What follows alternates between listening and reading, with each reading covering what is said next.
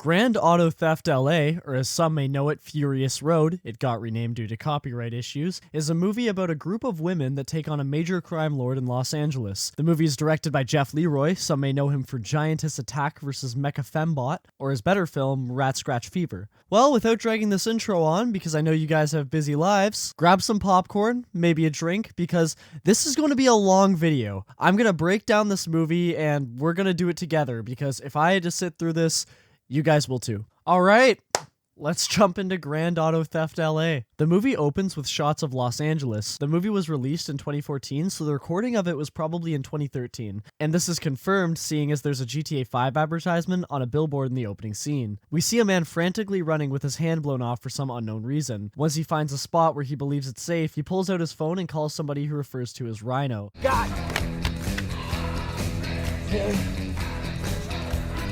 Rhino! Rhino! Call disconnected, bitch.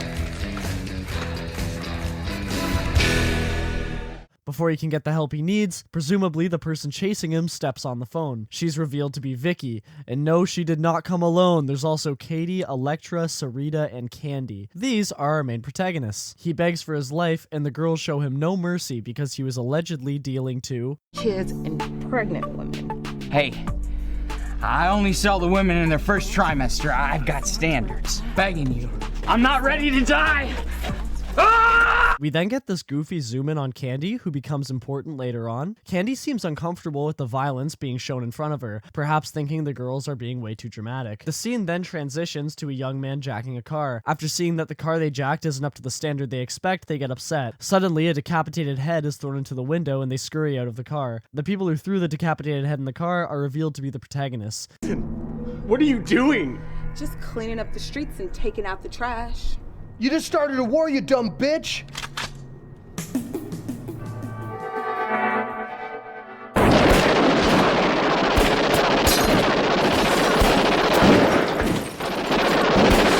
Gotta love the motion-tracked bullet wound JPEG. The effects in this movie are so low quality that I have to watch it with my door locked, because to anybody that doesn't know it's the Hollywood classic Grand Auto Theft L.A., it will probably look like a porno. Vicky lets the last survivor run to warn his friends that there's a new crime kingpin in town. Once again, Candy seems dodgy about the situation she's in. We're then introduced to one of the big bosses. He asks Vicky what she's doing in his neighborhood, and she replies with an interest in moving up in the game. The shot then reveals that he's hiding a gun from Vicky, but that effort of defense quickly turns against him when it's clear that Vicky knows exactly what he's doing. Vicky seduces our mob boss friend, and then she disarms him without much resistance. He's in disbelief that she actually killed Kane, so he doesn't show fear to her threats. Although this movie is pretty terrible so far, I do really like this shot right here. I think that the wires overhead add to the interest of this angle. Vicky tries to shoot the man's penis off, but little did she know. You're out of your mind. And my gun is out of bullets. After outsmarting Vicky, he naturally feels like a winner, so he does this. You know, if I were him, that wouldn't be my go-to victory taunt. I'm more of an air jerk fan myself, but I'm just a hater. This guy's the kingpin, so I'm probably just forgetting the iconic ear-licking boogie monster maneuver. Vicky naturally gets scared and runs away. I like how when he's chasing her down, he talks like he's in a voice chat and just hit a crazy clip. Oh yeah! Anyways, he corners her in this alleyway and takes his sweet time in killing her because, you know, he needs to let the audience know what's going on. Time to die, amateur! Did you really kill Kane? Well, that's life in the big city. Such a pretty amateur. Too bad you're gonna die. Time to die, amateur. Oh, I get it now. Suddenly, it's revealed that Katie was hiding in the back seat, and she puts a machete to the big boss's throat. He's taken out of the car and restrained. The Vixter, right then and there, drops the coldest line in the whole movie. Give it up, Vixen. Just let me go, and I will disappear. Yeah, you'll disappear, okay? Into dumpsters. The writers must have had to take a break after writing that one because that gave me goosebumps. It's revealed that the restraints are attached to the fence and the car, so when Katie puts the car in reverse, the big boss is split in half. You know, there's a ton of scenes like this that are really brutal for the sake of being brutal, and I'll elaborate on that later. Once again, Candy is skeptical of Vicky's decisions, and Vicky dislikes her disloyalty. Electra, Candy, and Vicky are all partying it up in the living room after a successful day in cleaning the streets of drug dealers. Candy says there's nothing to celebrate and is clearly unhappy with the situation. Meanwhile, Sarita and Katie are in the other room throwing money on themselves. There's also a lot of smoke in the room for some reason, but there's no bong or vape in sight, so I'm wondering if somebody left the craft dinner on for too long, but anyways, it's revealed that they're in a relationship. In the next shot, we see Electra and Vicky playing a video game. But that fun quickly turns to conflict when Candy breaks the news to Vincent that she wants out of the game. She thinks it's too dangerous, and they're going up against a threat that they can't handle. Vicky takes her leave about as well as I do when my home dog tells me he can't hop on Fortnite for 5 hours because he's studying for exams or something. Fucking bitch. She'll be back.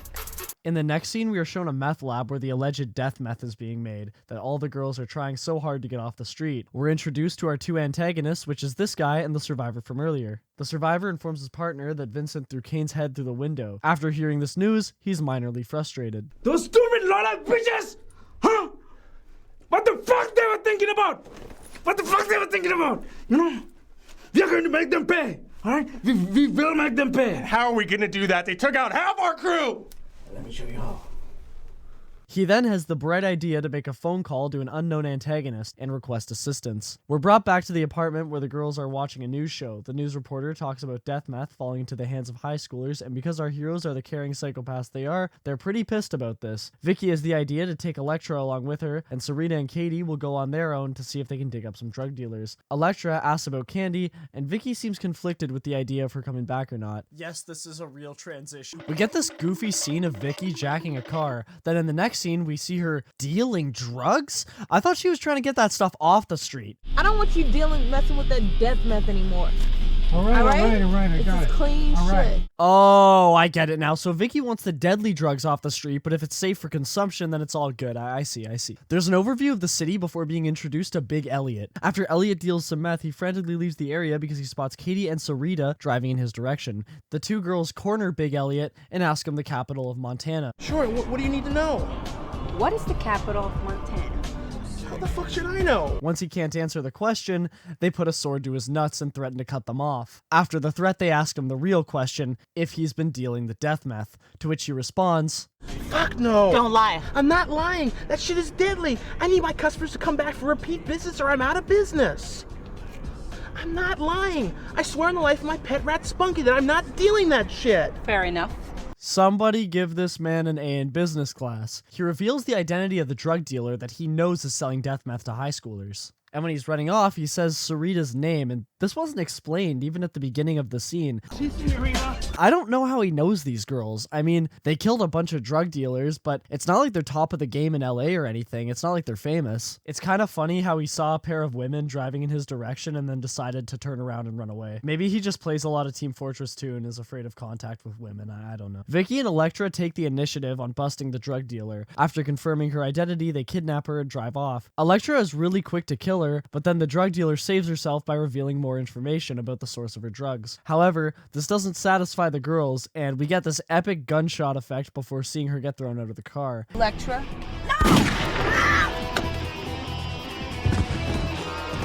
If that wasn't enough, they reverse the car to drive over her head multiple times just to make sure she's actually dead. This is once again an example of brutality for the sake of brutality, and I want you to keep this in mind for later on. On an unrelated note, I think something that makes the Grand Theft Auto protagonists likable is that they don't laugh and celebrate murder like it's the best part of their day. Except Trevor. Usually, if somebody's head gets blown off, they're pretty quick to be uncomfortable with it. Oh, hold on a second. I think someone's trying to talk with me. Hello? Oh! Security! Oh, Jesus! Whoa! Whoa!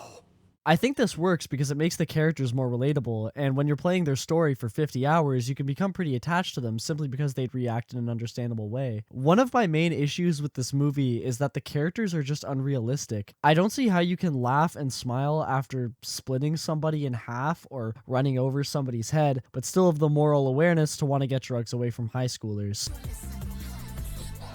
We have to do something about Kane's dirty drugs. We can't just sit back here and watch these kids get caught up in this shit. Back to the movie. They intercept one of the meth distributors, and for some reason, Candy is here? I thought she left earlier, but she's brought back in this scene to help confront the dealer. Candy throws all of the drugs in the trunk onto the road, and Vicky tells him that he won't be dealing Kane's supply anymore, and he's going to be working for them from now on. He eventually agrees to deal her stuff because he simply doesn't believe she'll live very long due to the Phantom running the streets. All right, I'll deal your stuff. I'll deal your stuff until the Phantom deals with you. Who the hell is the Phantom? Nobody knows who the Phantom is. He's totally underground. You'll know. He'll get you. You've opened up a can of scorpions, Vixen. You know, that's what everyone's been telling me. I don't care. There's still time. Hey guys, Epic Gamer Cracked Justin here. I recorded this clip in the process of editing because I wanted to talk about something about the movie's acting. So, something seemed off from the get-go, and I couldn't quite put my finger on why I didn't like the acting. Like, when Vicky says, "Who's the Phantom?" I can't put my finger on what could have been different, but then I realized it's because they do the anime mannerisms. Like, I don't know if you guys have seen Naruto or the new Scott Pilgrim Takes Off, but there's a lot of acting things in anime where, you know, they'll directly explain the plot to your face. So, like the guy earlier, you know, he was saying, "Prepare to die, amateur." "Huh, you're just an amateur." "Alright, guess it's the end of your days." I just wanted to talk about that for a second. Katie and Vixen set up a meeting with their undercover detective friend. Their detective friend is working a case on the death meth that they're trying to get off the streets, so they question him for information on where they can find the distributor. I think that this guy acts more like a character you'd see in GTA more than anybody else. He reminds me of Ken Rosenberg, actually. I have been sitting in this chair all night with the lights off, drinking coffee. This is a disaster. We are so screwed, man. We've been recently investigating the death meth overdoses, and I think we have a lead. Investigating? Isn't that my job? Yeah, and we could use your help to solve the case. We could use your help putting the final pieces into place. Pieces? You mean like what, like pieces of bodies you crazy broads are leading all over the street? He warns them that they're playing a losing game, and after warning them and telling them why they shouldn't be chasing after drug dealers, he eventually tells them the name of one of our main antagonists, which is Sabu. After talking about that, he tells them how he called them to this car because he needed to talk to them about something serious. He's going to be pulled off the undercover job and needs the girls to lie low. Obviously, Vicky, being the main protagonist, does not take this advice. After leaving the car, Katie and Vixen call Elektra and tell her what they know. The drugs are being made in a storage unit, and the man they're looking for is named Sabu. Katie is instructed to meet up with Elektra, and Vixen decides she's going to head out for the day and meet up with them later. This is the Phantom. What the fuck is going on with my town? I want these girls dead. I want these stones out of my shoe. Do whatever you have to do to get rid of these girls. I want a ton of the death meth on the streets tonight. In the next scene, Katie is standing in a back alley before being kidnapped by a man in a bandana. The scariest part of this kidnapping is that she's being thrown into a Honda Accord, meaning that no matter what damage the car sustains, she will inevitably end up at her destination because these cars are indestructible. She's brought to the storage unit where the survivor and Sabu are waiting. The kidnapper arrives and is introduced as Andre, who's the brother of Kane. From the get-go, he is super confident that the girls will not stop the distribution of their product, and then he lifts the trunk to show a restrained Katie. Starting with this little slut bag right here.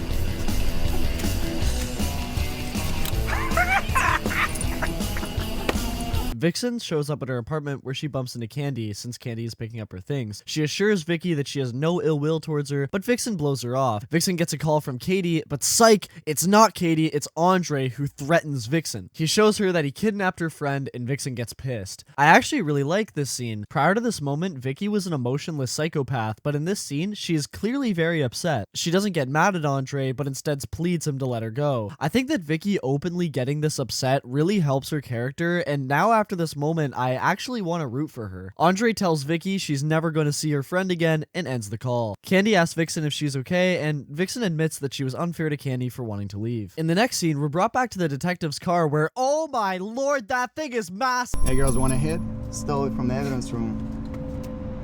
Just tell us what you found out. The detective talks a little bit about the main villain of the movie, Andre. He doesn't know that much about him, just that he's mean. After, there's a rape scene between Andre and Katie, which is really hard to watch, so I'm not going to show it on YouTube, but needless to say, yes, This is a very evil antagonist. There's this random moment of a man running from Candy and Vixen, but he was running at 1 mile per hour, so they eventually catch up to him and question the location of Andre. It cuts back to Andre after this scene, and it turns out he killed Katie while he was at it. Sabu, who was happy about Andre's arrival, is quickly seen to be uncomfortable. So now I'm going to elaborate on my point earlier about brutality for the sake of brutality. I think that to make a good antagonist, and most of all a believable antagonist, you need to have creative writing skills which shows not only depth into why they're the way they are, but also a greater reason to hate them than a brutal scene. I think that the scene with Andre raping and killing Katie certainly succeeds at making him a hateable antagonist. However, that wasn't fun to watch at all, and a lot of viewers of this movie will be really disturbed by this moment and probably stop watching. They made him do something so terrible and violent to make him hateable to avoid any creative writing decisions, which I think is cheap and lazy. Earlier too, we were shown a man getting split in half and a head getting run over multiple times, which was really unnecessary.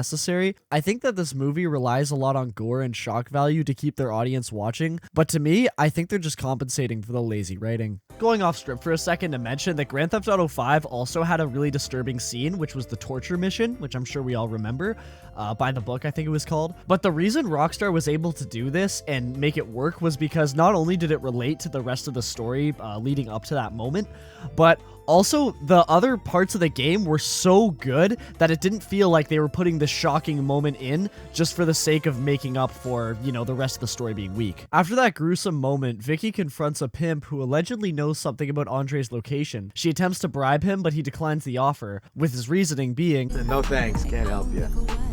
Can't or won't? Can't.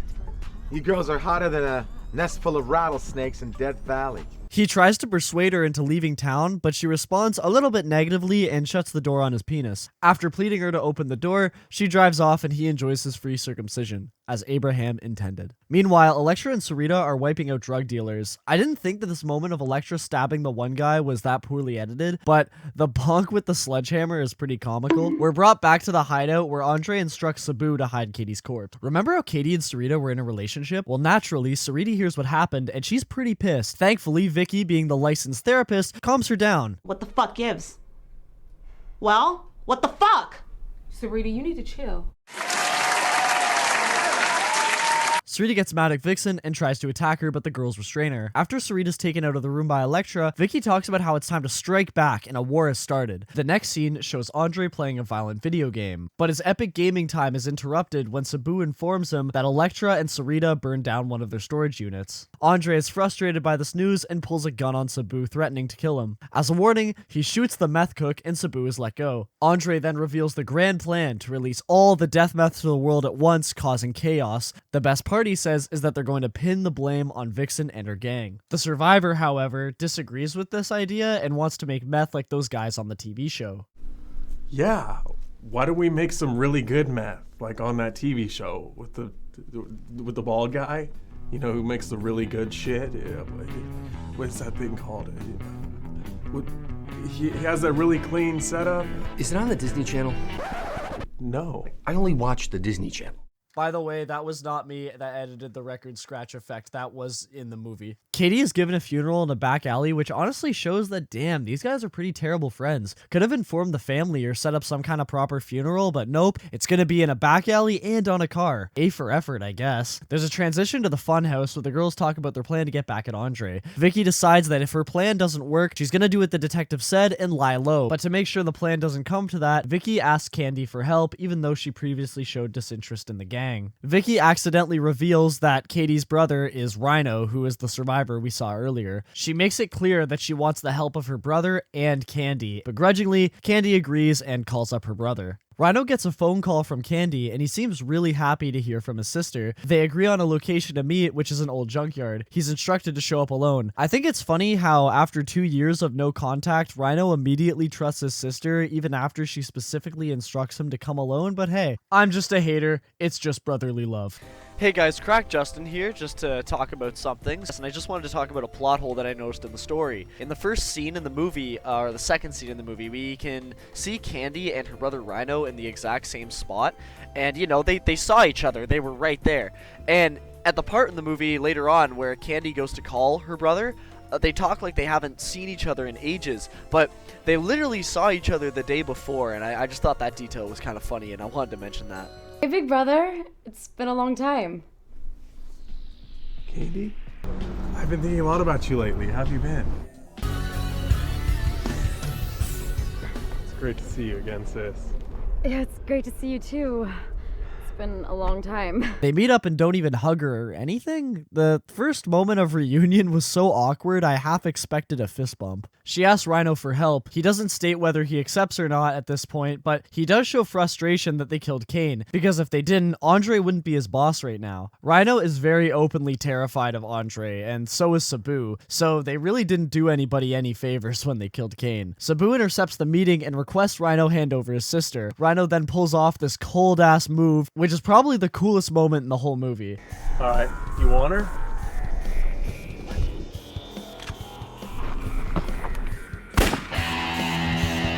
A gunfight breaks out between the siblings and Andre's men. Candy took notes from GTA San Andreas because she stays crouched in the wide open, shooting with a pistol for a surprisingly long time. Candy is eventually shot in the leg, again shown with a bloodstained JPEG. The men of Andre's gang change location, but suddenly it's revealed that the other girls are here too. Sarita kills one of the men and holy yo, I think he's dead. Meanwhile, Vixen shoots another one of the goons and so does Elektra, leaving Sabu to be the last man standing. He gets one good shot on Vixen before getting away, and hey, you know what? As evil as an antagonist Sabu is, I gotta hand it to him. He has good choice in cars. I approve. In the next scene, Andre is shown training a new meth cook since he shot the last one. Sabu walks in looking all messed up, and this aggravates Andre because Sabu tried to kill the girls behind his back while also sacrificing the lives of Andre's goons. This once again leads Andre to the logical conclusion to put Sabu at gunpoint, and once again, he decides against shooting him. Meanwhile, Katie's limping towards the detective's car and asks him for assistance. He suggests a hospital, but she declines and continues to insist that he patch her up himself. Begrudgingly, he accepts. Speaking of injuries, Vixen is still suffering from hers, and with the help of Rhino and the girls, she gets treated. She doesn't get much time to recover due to Andre showing up to the apartment with a hit squad. The girls flee through the back, and Sarita stays inside to buy time. I have to say, these must be the worst hitmen ever hired, because she stood still in the middle of the room and nobody shot her. And one guy even had a gun to her, but gave her a solid few seconds to turn around and put a knife to his neck. He just wanted to make sure it was a fair fight, you know? Honestly, I respect his honor. Andre kills the guy she has at knife point, and then he attempts to attack her, but fails when Sarita swings a propane tank at him. He flees the building, and the apartment explodes with Sarita inside it. Rhino, Vicky, and Elektra settle down at Rhino's apartment where Rhino treats Vicky. It's revealed that they were previously in a romantic relationship that ended for an unexplained reason. They kiss, and then Rhino leaves the room. We're shown the detective's apartment where Candy is hiding out safe and sound. The detective said he needs to go because there's a word of a giant amount of death meth hitting the streets, just as Andre intended. He leaves Candy to recover on her own because he was instructed to lead the raid on the meth lab.